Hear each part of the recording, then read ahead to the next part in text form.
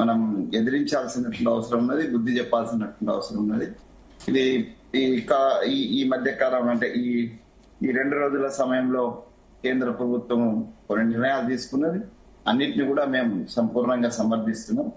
పాక్ను కట్టడి చేయడం కోసం పాక్ను నేనైతే అసలు దేశం ఏర్పడ్డప్పటి నుంచి, విడిపోయినప్పటి నుంచి, కుట్రపూరితంగా విడిపోయిన తర్వాత పక్కలో బల్లెంలాగా ప్రతి క్షణం కాశ్మీర్ను ఏ రకంగా ఎన్ని రకాలుగా ఆడ ప్రశాంతత కోసము మనం ప్రయత్నం చేసినా, మన దేశ నాయకత్వం కేంద్ర ప్రభుత్వాలు ప్రయత్నం చేసినా ఏదో రకమైనటువంటి అలజడిని క్రియేట్ చేసి పాకిస్తాన్ కార్చిచ్చుల మండేలాగా చేసేటువంటి కుయత్రం, దాన్ని ఒక అడ్డంగా పెట్టుకొని భారతదేశం యొక్క సమగ్రతను, అదేవిధంగా భారతదేశం యొక్క ప్రశాంతతను దెబ్బతీసేటువంటి ఏదైతే కుట్ర చేస్తుందో పాకిస్తాన్, నాకైతే అనిపిస్తుంది పాకిస్తాన్ అనే దేశం లేకుండా చేస్తే బాగుండేమో. నా దేశం ఆ రకమైనటువంటి చర్య తీసుకుంటే, ఆ రకమైన అఫెన్స్ లో పోతే బాగుంటదేమో అనేటువంటి నా అభిప్రాయం. కాబట్టి కేంద్ర ప్రభుత్వం పాక్ను కట్టడి చేయడానికి, లేకపోతే ఉగ్రవాదులను తుదముట్టించడానికి చేసే అన్ని చర్యలను మేము సంపూర్ణంగా, మనస్ఫూర్తిగా ఈ దేశ పౌరులుగా, ఈ దేశం యొక్క సమగ్రతను, ఈ సార్వభౌమాధికారాన్ని కోరుకునే వ్యక్తులుగా సంపూర్ణంగా సమర్థిస్తామండి. దాంట్లో ఏం డిస్ప్యూట్ లేదు. అంటే ఇంటెలిజెన్స్ ఈ విషయంలో, అంటే ఏదైతే ఈ ప్రమాదం జరగకంటే ముందుగా ఇంటెలిజెన్స్ ఈ విషయంలో ఫెయిల్ అయిందని అనుకుంటున్నారా?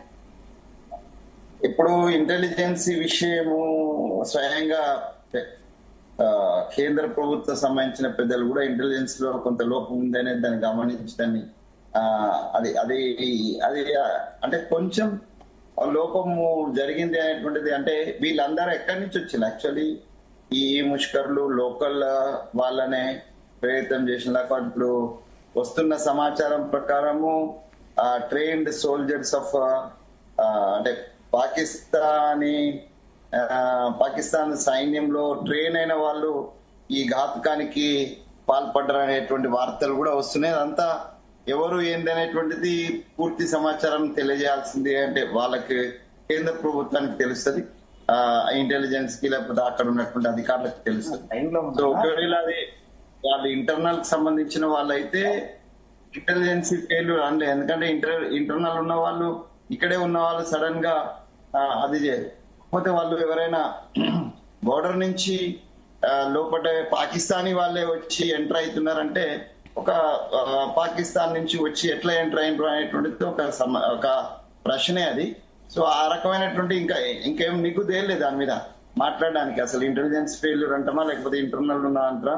కాకపోతే ఏంటంటే ఒక రకమైన అప్రమత్తత, అంటే మనం కొంచెం రిలాక్స్డ్ గా ఉన్నాం. ఎందుకంటే ఈ మధ్య కాలంలో ఇది ప్రశాంతంగా అన్ని వ్యవహారాలు, కాశ్మీర్ లో కొత్త ప్రభుత్వం వచ్చింది, ప్రజాస్వామ్యయుతంగా ఎన్నికైన ప్రభుత్వం నడుస్తుంది, తర్వాత అంతా సాఫీగా నడుస్తుంది. కాబట్టి అటు రాష్ట్ర ప్రభుత్వం గాని, ఇటు కేంద్ర ప్రభుత్వం గాని, కేంద్ర ప్రభుత్వ బలగాలు గాని, బార్డర్ సెక్యూరిటీ గాని కొంత అప్రమత్తత లేకపోవడము, కొంచెం రిలాక్స్ అయ్యి, అంటే ఏమి ఇబ్బంది లేదు కదా అనేటువంటి ఒక రిలాక్స్డ్ మూడ్ లో ఉండడం వల్ల ఎదుటివాడు అడ్వాంటేజ్ తీసుకొని ఉండొచ్చు.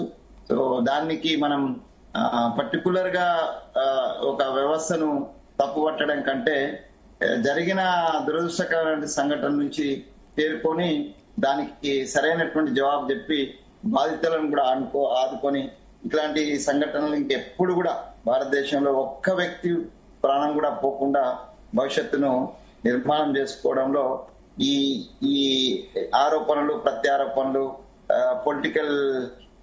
పొలిటికల్ విమర్శలు ఇవన్నీ బంద్ చేసి కాశ్మీర్ ను ప్రశాంతంగా ఉంచడం కోసం అన్ని పార్టీలు, అన్ని వర్గాలు ప్రయత్నం